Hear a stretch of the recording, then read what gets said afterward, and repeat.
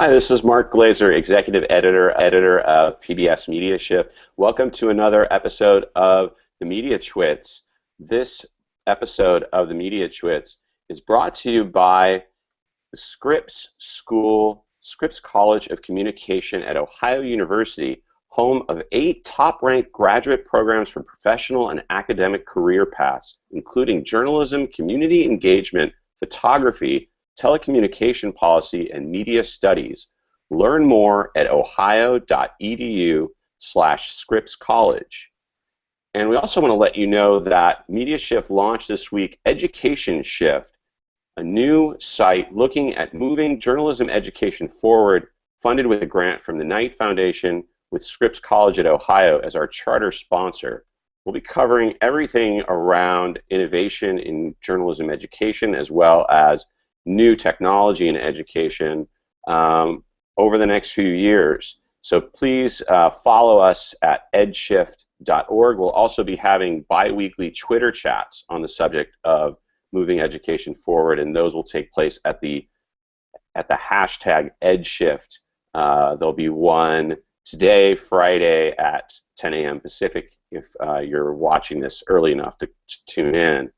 But this week on our show, we'll be talking about innovation in education, specifically about digital education, online education, MOOCs, massive open online courses that have been talked about for some time now and have become kind of all the rage among a bunch of universities.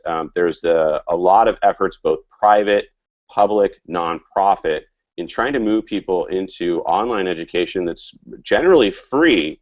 But one of the problems with the MOOCs is that thousands upon thousands, hundreds of thousands of people sign up for them and then don't really follow through, don't take the class, and is there really value to it? Let's talk. First, I'll introduce our panel, and then we'll get into a discussion about MOOCs, hybrid courses, and new forms of education with technology. We have Andrew Lee from American University joining us. We have Claire Grodin, our podcast intern. We have Daniel Seaton from MIT, who recently helped with a study on MOOCs. We have Felix, the Baron Felix von Salmon, joining us from his high-rise penthouse suite at Reuters. We have Rosental Alves at the Knight Center for Journalism in the Americas at the University of Texas, who's run some pioneering MOOCs there on journalism. But Daniel, let's talk about the study that you did on MOOCs. There's been a lot of talk about the value of MOOCs. Are people really learning? There aren't a lot of people, let's say, completing them and getting this completion certificate. But are those studies flawed in some way? Did you find something different in your study of MOOCs? So I think one of the main focus of the reports was to sort of put the data into perspective. A lot of what's happening right now is that people are mapping on traditional education to MOOCs. So something like a certification rate, for example, is a very traditional metric. You look at how many people are in your class the first day, say 100 students in a lecture here at MIT, and you end up with, say, 80, right? And so you just make your percentages based on that number. And what's happening with open online education is that there's really no entrance barrier. There's no admissions office. There's no campus to go to. Literally, all you need is an internet connection. That's not necessarily a small thing, as I'm sure we'll look at later in this conversation. But with an internet connection, you can go to all these universities. You can step into any of the courses that are offered, say, in edX or Coursera, and you can participate. And some courses, really strive to have students participate in what I'd call a traditional way. They want you to do homework, exams, laboratories, while others simply ask that you participate in whatever fashion you see fit. Right? So I think we have to be very careful. And again, the reports that I linked to sort of go into more detail here. But we have to be careful about what kind of metrics we apply to these courses. And so basically you're saying there's kind of a generalization about people not finishing the MOOCs, and that really it depends because there's such a variety of what's being taught and how it's being taught. Were there any specific courses that you looked at that you found anything surprising as far as the way people took them? I know there's been this effort to figure out who are the people taking them, we found that a lot of them are older, not necessarily younger people, but kind of older people who just like to learn about new things, kind of lifelong learning people. What did you find that kind of surprised you? Well, so that's right. I think there have been reports recently that really, I think were a little bit negative in some sense, that they really focused in on who we're not teaching, for example. You know, that 80% of the people already have a degree. I can't remember some of the other demographics, but actually in our reports, you'll see, especially the cross-course report that I linked to, it's about one in three people fit that demographic. Yes, they have a degree, they're male, they're older, but then we have 2/3 that don't, right? That they're some other fashion, some other type of use case. You know, I think one of the benefits of me being here, I can speak a little bit anecdotally. There's a lot of very good research and a lot of very good data mining in the reports, but I can give some sort of personal examples. I worked with David Pritchard when I came to MIT, who's a very well-known cold atom physicist who changed to education research about 10 years ago. And we ran open online courses with the launch of edX and MITx and these things. And we had a reform course at MIT for physics that introduced a special pedagogy. It was meant for students that needed extra training in physics in order to pass the MIT version. And so we set these open online courses out to the world, and we thought, well, great, we're going to get these fantastic high school students from around the world. We're going to get these people that are like MIT students that are really, you know, super excited to take a physics class. Not everybody's super excited to take a physics class. And what happened is we actually had about half of them were teachers.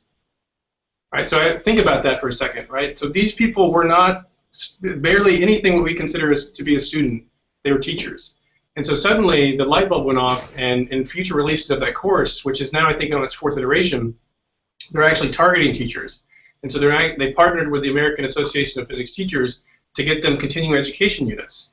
But it sort of tells you, that's a little bit anecdotal, it's really happening, but we have this tremendous opportunity to interact with a demographic that we had no idea about when we started this endeavor. It was about, you know, giving college courses to a certain extent to the world. And now here we find ourselves training people that we didn't even think about we have the opportunity to work with. And Andrew, what you signed up for a course, I guess, at one of the Night Center MOOCs and never really took it. You're obviously an educator at American. I mean, do you think what was your interest in taking the class, even though you didn't take it? What kind of motivated you as an educator to take MOOCs? Well, just to be clear, I am a fan of experimenting in this space a lot, and I took a class that Rosental helped to coordinate, which is Alberto Cairo's infographics class that is run out of the Night Center. And if anyone knows anything about the space, Alberto Cairo is like the guy that you want to learn from for this stuff. So I signed up for it as kind of a lark, just to say, let's sign up for it and see if I can at least follow for a few weeks. And even just the introduction section of, hey, everyone say hello and what you do, was just like drinking out of a fire hose. It was just too much to consume, no way to really digest it. You would drop in a little bit, you'd hear from a few folks, but it was tough to try to make sense of the stream of things coming in there. And I think that's kind of the lesson of MOOC designers, or of this next generation of MOOCs that you're creating out there. I was around in kind of the pre-MOOC generation, where if you remember back in the late 90s or early 2000s, there was Fathom and these other types of projects that were put online. And the best advice for creating these kinds of online courses was actually from architecture professors and folks who kind of knew how to foster online communities. So my view about MOOCs these days, it's not so much about course design, but it's about community design. How do you create an ecosystem where you can see good stuff happening, where you can be inspired by the best stuff that's being contributed by other students? Because for me, it was very hard to sift through this fire hose of information that was being sprayed in there by participants. And I'm the first one to admit it's not an easy thing to solve. So the thing that I study the most is Wikipedia, and at least you can retreat to your little corner of Wikipedia and make your little corner of Wikipedia interesting, but to try to consume a whole course at the same time with all these other students, it's a really hard thing to do. And Rosental, what have you found in the MOOCs that you've done? You've been doing them now since 2012, and I'm sure you can give us some statistics on the numbers of people who've signed up for them. Your MOOCs are all focused on journalism. I know you have one currently going on social media, mastering social media. You've had thousands of people take the MOOCs. What have you guys learned so far with what you've done? Well, first of all, we have been doing this since 2003. Not MOOCs, but online courses for journalists. So in 2012, when I saw the movement of MOOCs, I thought it was a good opportunity for us to experiment with a massive course. Most of my team, maybe all of them, were kind of scary about it, saying that it would not work, that it would not be possible.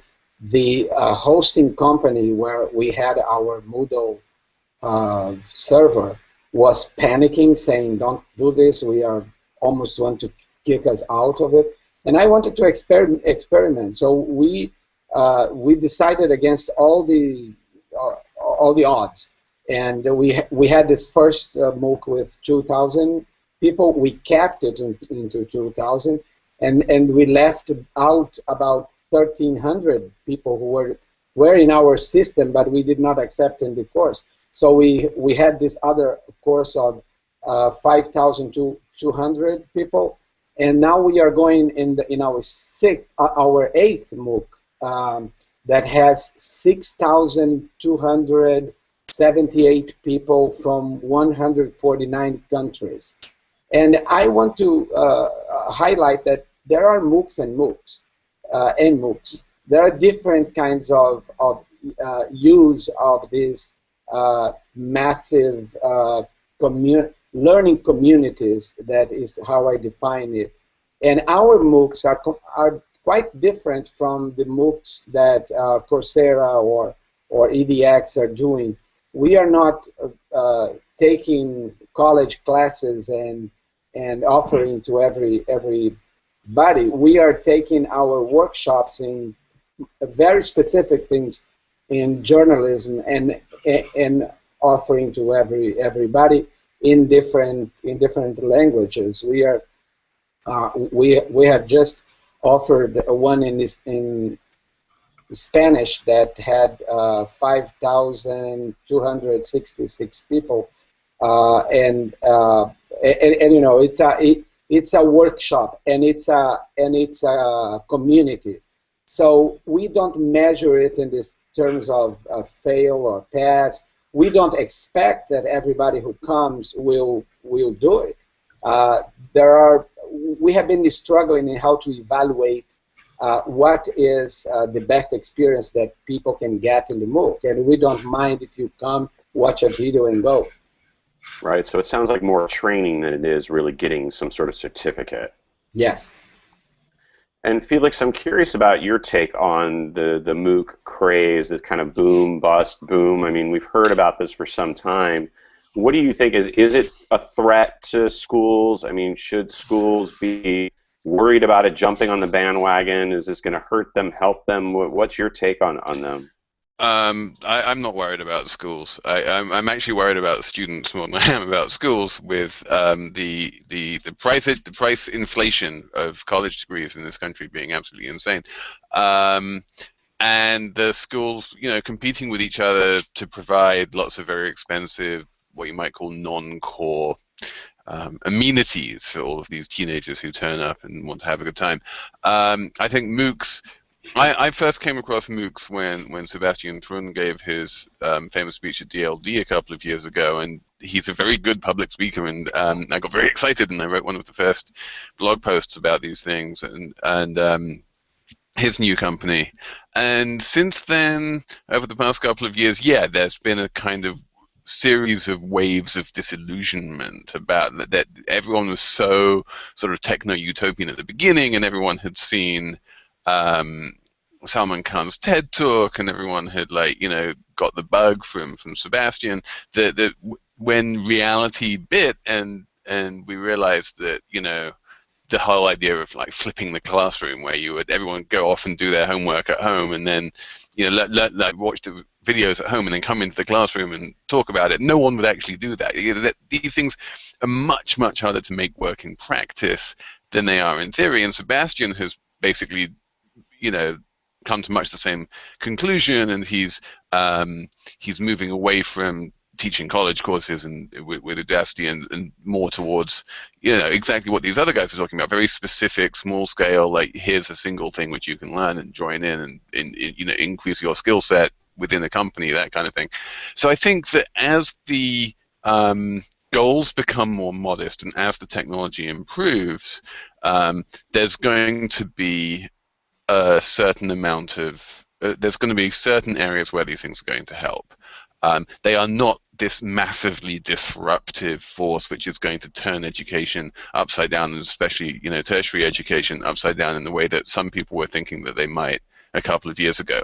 It's going to be more sort of moving at the edges, and also the technology is not there yet. MOOCs are really, really hard to put together.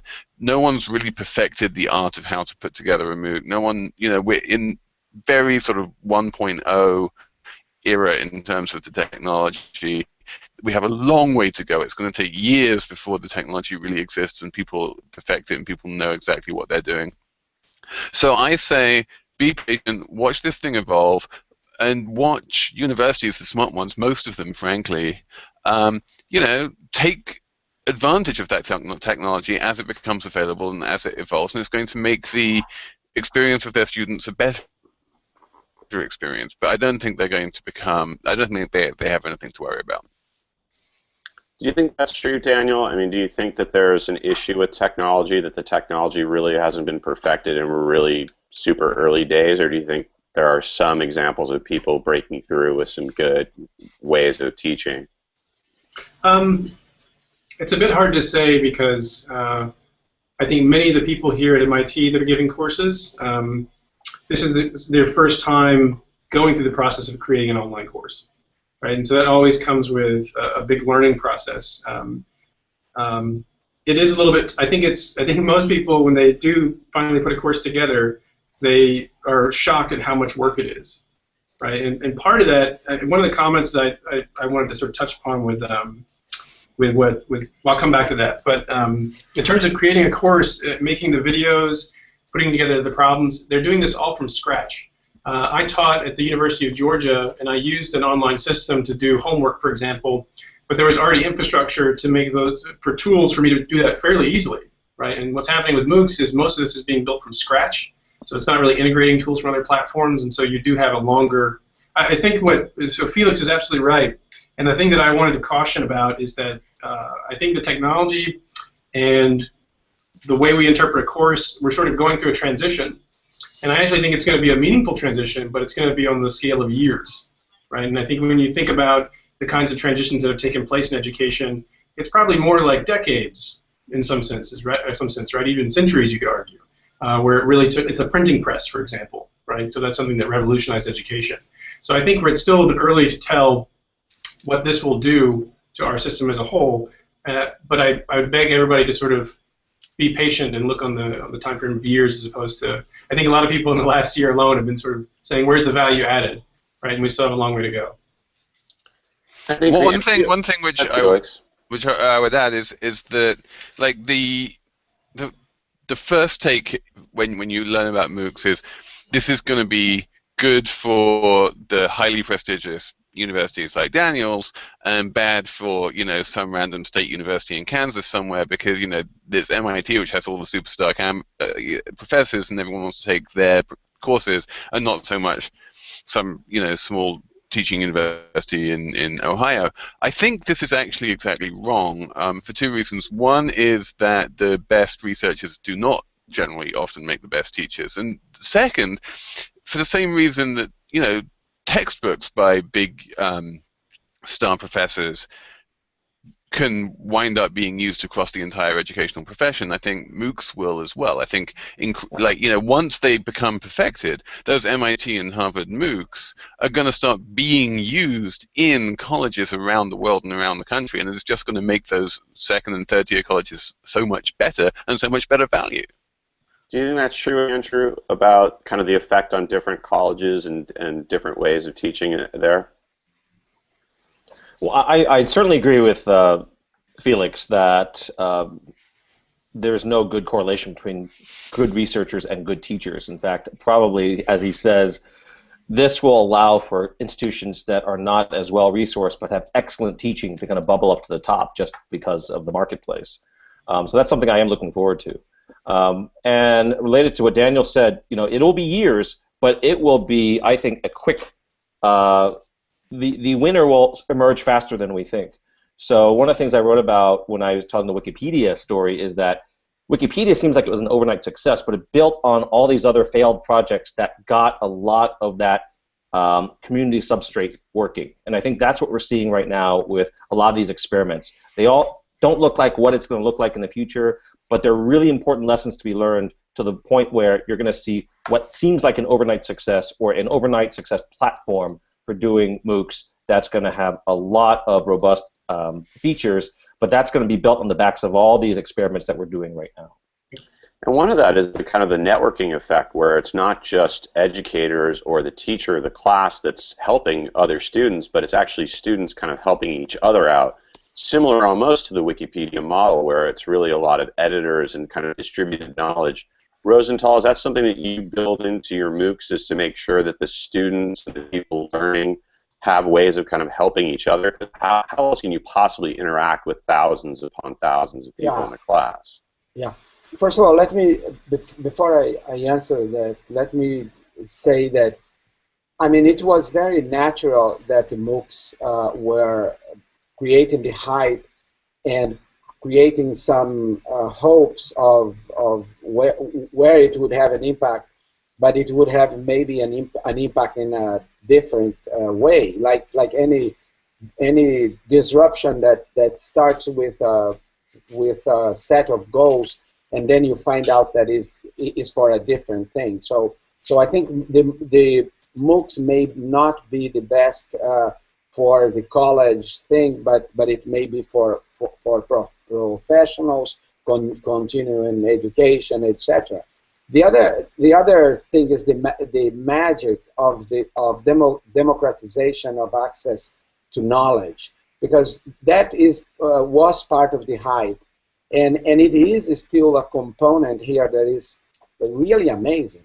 I mean, when you go to the world map that we have in the Knight Center website that we did a couple of weeks ago, of where people are taking part of this MOOC are from, and you see that people from 149 countries in the world, basically the entire United Nations, are there, who would never had an opportunity to get to be trained in social media for journalists by a guy from the New York Times or a big university in the United States. And what happens in this magic is the community that is formed. For instance, out of the 6,000 people participating, I believe that more than 4,000 people are really engaged, and 2,000 of them have created their own group on Facebook, and they are talking with each other. They are creating projects together. They are exchanging experience that it would be very hard to have in a classroom. So there is the community that's being built among the students, which is probably a key aspect.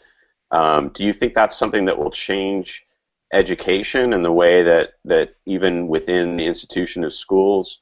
I mean, I'm guessing at Texas, when you started this program, there's probably some fear that, even though we basically said this isn't going to kill the institutions or the universities, there's obviously a mix of fear that this is going to do something or hurt the university, and also a mix of we need to jump on a bandwagon kind of at the same time, I guess.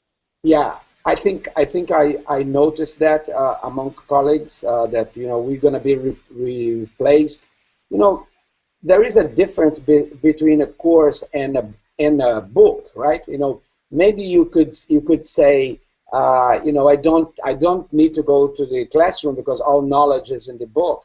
Our MOOCs are a human experience, and sometimes it's hard to explain to the participant that this is a human-based course. This is not a computer program, or it's not a self-directed course. this has a beginning, a middle, and an end, and it's led by the instructors, right? So that kind of chemistry, I think we are entering in a new kind of territory.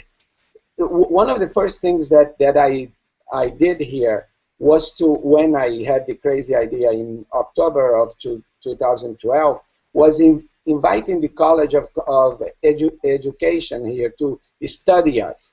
Say, you know, we're going to start a crazy thing here. Why don't you guys study us and see, collect data? So they have been collecting data, and one of the last sets of data that I saw, one thing that caught my attention was that 75% of the people in that Alberto Cairo MOOC that Andrew did not finish anyway, 75% of people said that the experience was better than face-to-face instruction. I think this is amazing. 6.48% indicate no difference between, and only 18% said that the face-to-face is better than the MOOC.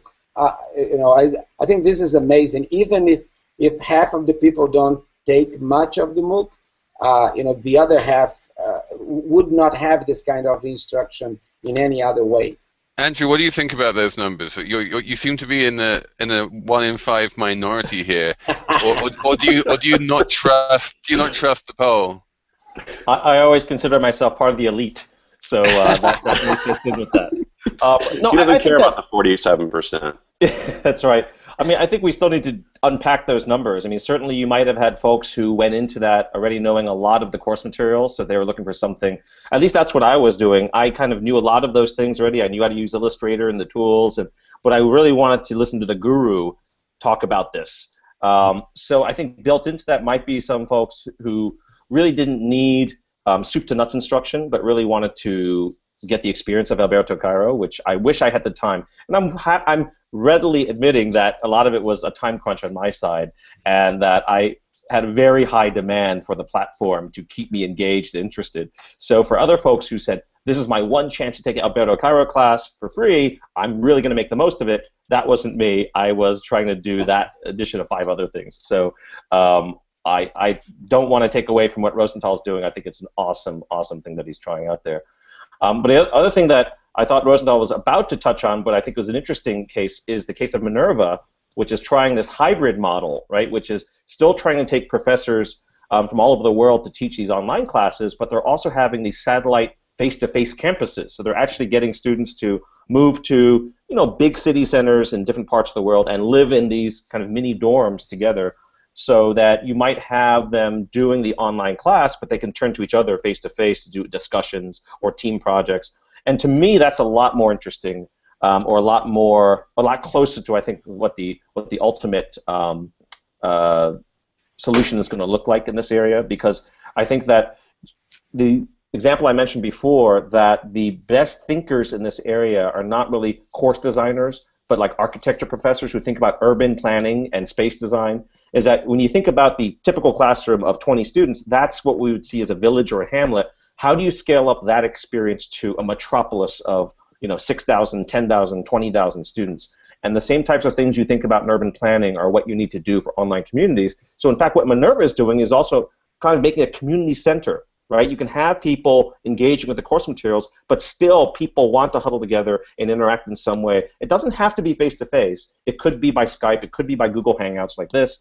But you need something to connect folks in a way that makes them do better peer learning than just simply reading material on the screen. Daniel, have you looked into the kind of hybrid model at all? Is there any kind of hybrid MOOCs that you guys have looked at? Not that I'm aware of right now. I've seen the Minerva project a little bit, but I haven't really dove into it. So. Okay, fair enough. Felix, I'm curious. We always end up getting to the bottom line of this, and that is, is there a business here? We've got, some of them are startups that are trying to make money. Some of them are, nonprofits? I mean, is this really more of a social good about, teaching the world all knowledge and sharing knowledge, more like a Wikipedia type thing? Or is this an actual business that will take hold and be something worthwhile in the end? Tell us. I would like to think that maybe being worthwhile and being a business are kind of orthogonal. Remember we're talking about education here, and it's kind of sad the way that education has turned into this multi-billion-dollar business. I kind of wish it hadn't. And when you look at things like the $150 million that Ken Griffin just gave to Harvard, who really need the money, not. You get to see how education has become a little bit corrupted by the insane amounts of money. The cost of going to college has never been higher. It's going up far too quickly, and it's going up in parallel with an accelerating rise in the cost of not going to college. And that's the thing which is really depressing, that you can't afford to go to college and you can't afford not to go to college. And so, the upcoming generations are really getting stuck here. And anything which can help bend that cost curve. Now, remember that the cost of not going to college is in large part a function of the difficulty of being able to afford a four-year university, a four-year degree. Anything which can bring that cost curve down, anything which can make college a little bit less expensive, anything which can ideally make college cheaper, has got to be a good thing and has got to be good for society. And yes, you can make money from it, and people make money from textbooks, people make money from, like, the education business is a multi-billion-dollar business. This is going to change the way people teach. It's going to be consumed by colleges and educators around the world and students around the world. And, even if you give the MOOC away for free, as we've discovered with, WhatsApp only last night, those students are going to be valuable in lots of ways, and the companies which have those students' information are going to be valuable in lots of ways. So just because you don't see people charging lots of money for MOOCs, I think the people providing MOOCs will make money. I think that's great. I think that the real value, however, is in making education that much more accessible to Americans and to everyone else in the world. We have this experiment with Jonathan Haber, who wrote a piece for Slate. I guess he's got a book coming out where he tried to basically get the equivalent of a 4-year philosophy degree by taking all online classes. And I think his overall take was that he did get a lot out of it. He did learn from his peers a lot. I'm sure his costs were incredibly lower. It was compressed into, I think, 12 months. But I guess that's the question: kind of, what is the future? Will education be about going into massive debt, or will it be about kind of creating your own either hybrid or largely online degree? Where will this go? I mean, what will end up being kind of the future of how people are learning in 10, 15 years? Right, and that's an important point, right? Is that there's what's happening in America? Like, we're dealing with the credential system where people are buying credentials more than they're buying an education. And what MOOCs are offering is a way of taking those two things apart, and you get to get an education without necessarily getting the credential. And in the first instance, this is popular with, as Daniel said, with people who have degrees who just want to learn stuff. And I know, I just had lunch with a very senior person at Citigroup who was talking about how he was taking a MOOC to get better at learning R, because he wanted to do like lots of regressions without having to call up an analyst every time he wanted to do it, and that's great, but eventually, it's an open question, I think, how many people there are out there who have the time and the desire to just simply learn more for the sake of learning. And then the question of, credentials is, as I say, it's orthogonal, but I think it will help at the margin. And the question is, if you have, let's say you do this self-learning on MOOCs, and then you try to take that to get a job, is the person, are they going to care? Is a degree from a school going to, win out for someone who just self-taught themselves through MOOCs? Yeah, I think that the university will become more and more an instance of certification of knowledge instead of of the place where you necessarily go to get the knowledge, right? I mean, it's a and I think somehow the successor of the MOOCs or the new dynamic or ecosystem of education will have to have that mix. At this point, I don't see people who come to the MOOCs, at least to this kind of MOOC that we do here, pretty much interested in the certification itself. They are really interested in learning a little bit, like the example of the Citibank person that Felix was talking about, learning a little more about a skill or a field that they but then it comes to a point that knowledge will be certified, and universities will have to equip. I heard, for example, that one very good university, the dean of chemistry, was saying that most of the kids that come to the freshman year there had already taken those classes in MOOCs.